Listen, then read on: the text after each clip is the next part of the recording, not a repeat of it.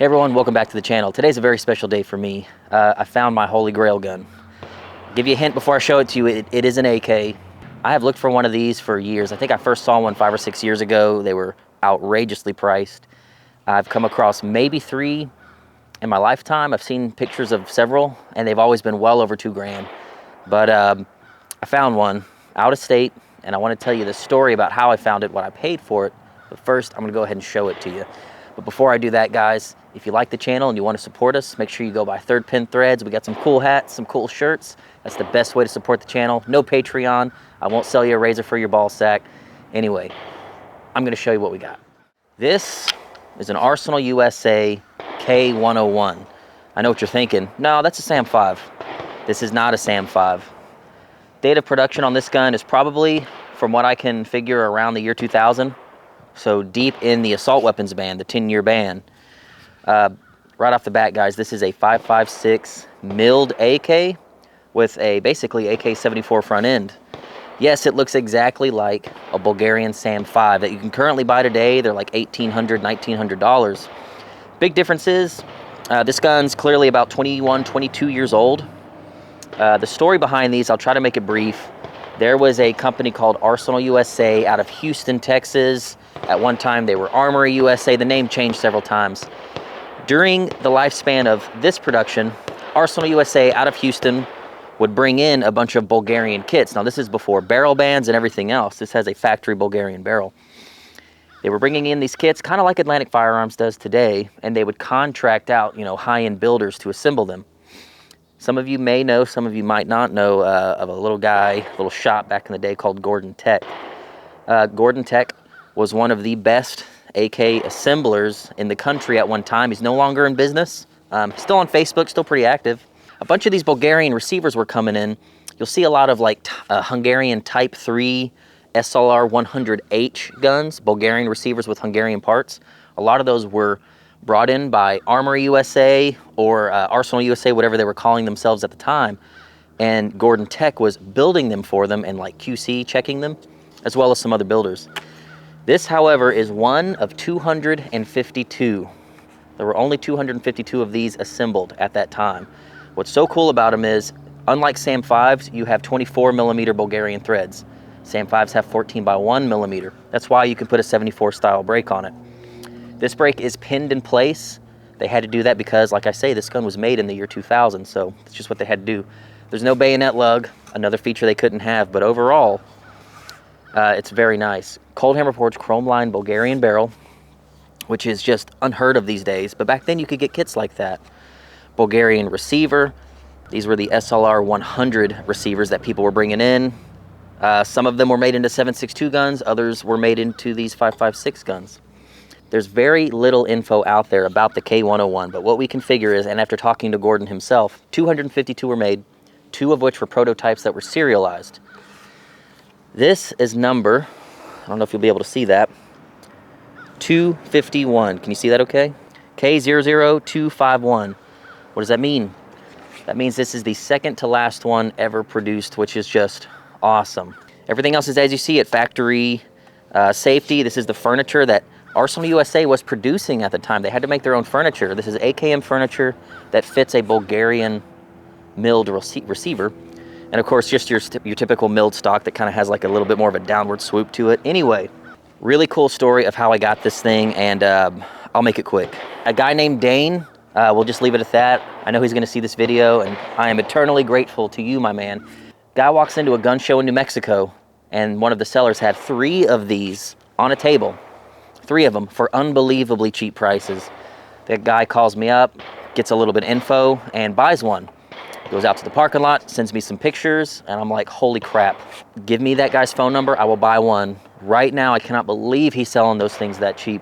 Long story short, the guy called me up, I paid him, he transferred it, did an FFL transfer and sent it to me, and I have my dream gun in my hands. The best part about it is, sometimes when you find your dream gun, you pay a lot of money for it, but it's your dream gun, that's okay. Just like finding your dream car, you overpay. These guns usually trade between $2,000 and $2,500. The last one I saw was $2,800 at our local gun show a week before I found this one.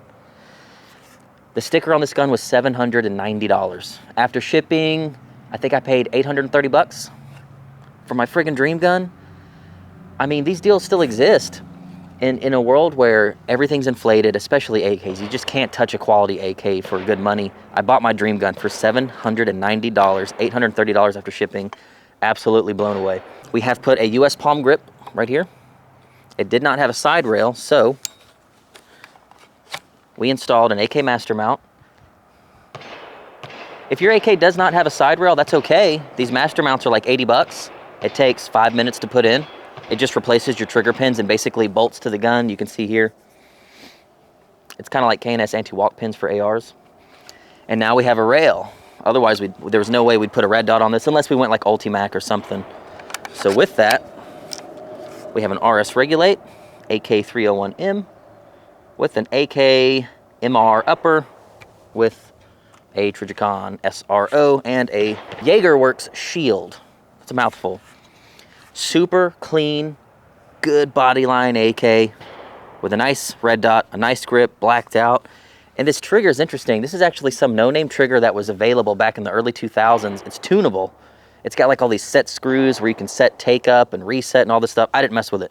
It feels good enough where I'm probably not gonna put an ALG in. We've got this bad Johnny zeroed at 50 yards. All 3 dots I could cover up with my thumb. Rachel, you were there, you saw it. I might cry a little bit. But before I do, let's shoot this bad Johnny.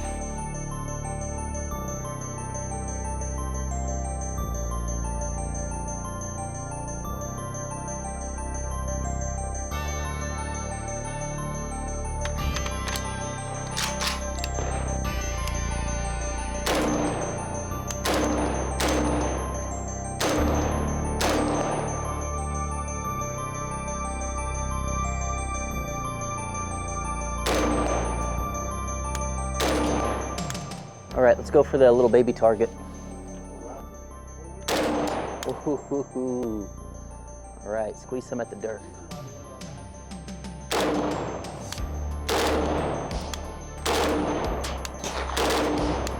Whew. Well, needs a K&S piston. I'll show you the round that we're shooting. Monarch. This is some of the hottest 223 that I know of, short of NATO rounds. So it's got a ton of muzzle flash right now and a little bit more kick than I would like, but with steel case Wolf, it's great. But what we're gonna do eventually is throw a K&S piston in this thing and turn that down. And then at that point, we'll get our pin and weld muzzle device situation figured out so we can throw a can on it.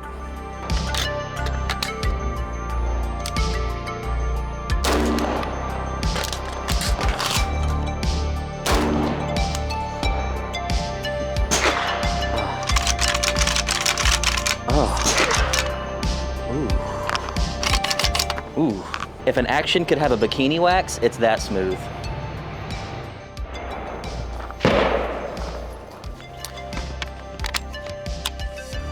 Going hot.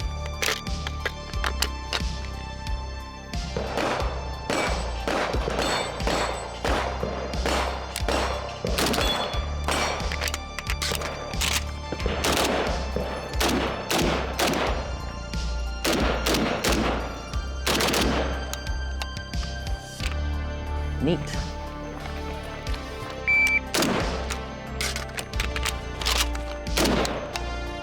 Three, 5.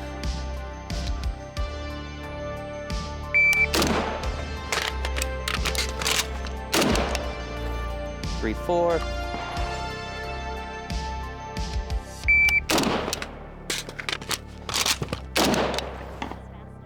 .1, almost there.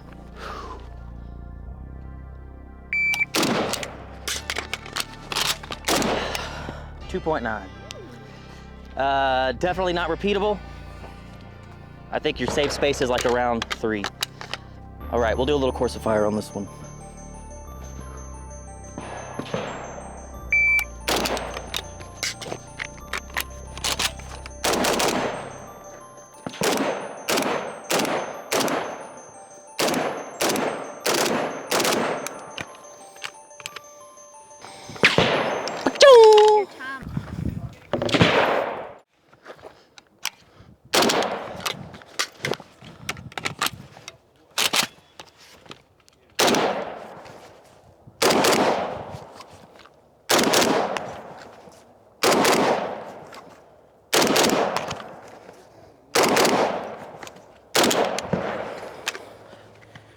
Shoots great.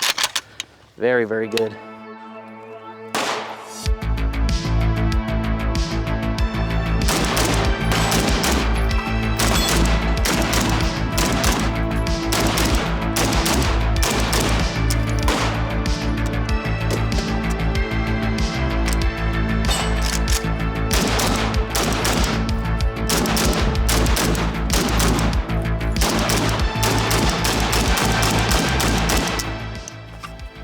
How's it feel?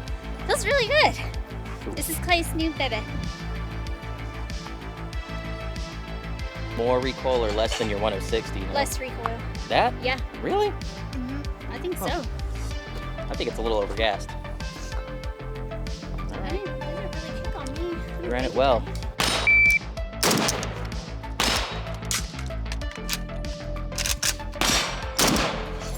Ooh, that Bakelite looking good in that thing.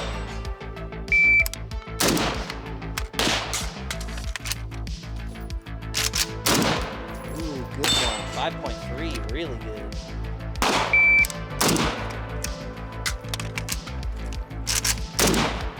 .2, nicely done.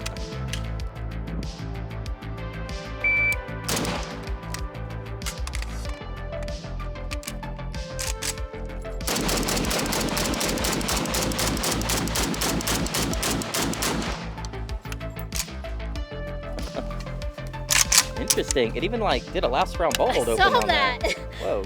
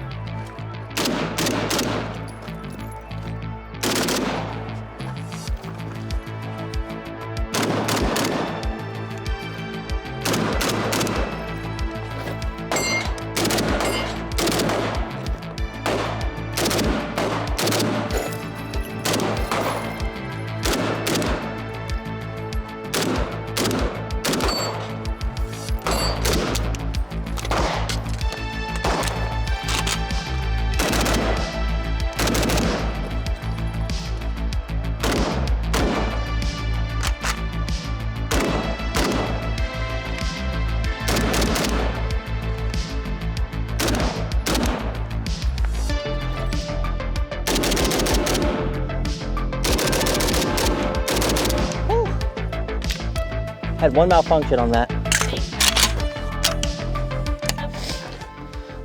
All right, I think we're done shooting today. We're gonna save a little bit of ammo for a match. We are gonna shoot it at a match. Let's take it back to somewhere a little bit more quiet. Tell you how we feel about it. It's our first shots. You shot it today, I shot it, a few other people shot it. I can't wait to customize it even more. Nice Parkerized finish. It's not gonna bubble off. Another bonus on top of a SAM. Okay, clear. Okay, back from the range, and I'm excited. I want to go back to the range right now and keep shooting, but I'm on my last tin can of 223, and I'm waiting on another box to come in, so I gotta chill. I gotta chill out. This is one of those guns that will make me shoot every steel case round of 223 I have because it is just so much freaking fun to shoot, man. You know the old saying, don't meet your heroes? You might idolize some celebrity. Maybe it's a car you've always wanted, a gun you've always wanted, whatever, a band you've always wanted to see. And then it's right in front of you and it falls a little short and disappoints you. I was dreading that when I was waiting for this to come into the mail, and damn it, man. Everything about it just blew me away. I'm so happy with it. This is a hero I'm happy to have met and I'm happy to own, man. I've looked for these things for so long. This gun was made by a talented gunsmith, you know, years before anyone even knew who Jim Fuller was. And nothing against Jim Fuller. He is AK Godfather in this country, rightfully so. But it's just cool knowing that there was some high quality stuff coming out of places like Gordon Tech before all that, before AKs were mainstream, man. It's just cool.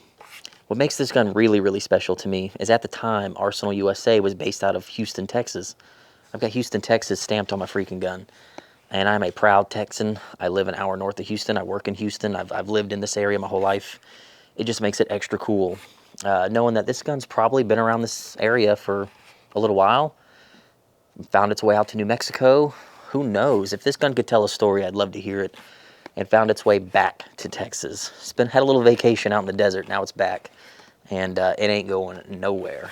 I'm definitely going to try out some milled wood furniture on this thing, maybe some Polish wood. I think that would look super rad. We might try out some magnified optics, get some groups out of this thing, because the groups at 50 yards were kind of blowing me away. Anyway, guys, plan to see this in more videos in the future. We're definitely going to go shoot a match with it. That is going to come up very quick. But I appreciate you watching this video, and I have a question for all of you. Clearly, I've gabbed that this has been a dream gun of mine, you know, dream come true now. Let me know down in the comments. Number one, did I do good now that you know I paid a little over 800 bucks for it? And tell me, what's your dream gun? I don't want to say money, no object. Like, what is an attainable dream gun that you are actively trying to get right now? I think that's a really interesting topic, and I'd like to hear from you guys down in the comments. Thanks for watching. Feel free to go by Third Pin Threads, pick up a hat, t-shirt. Anything helps out the channel. I love seeing that stuff out in public. Kalash Bash is right around the corner. What, 9 months away? Not exactly right around the corner, but it's coming.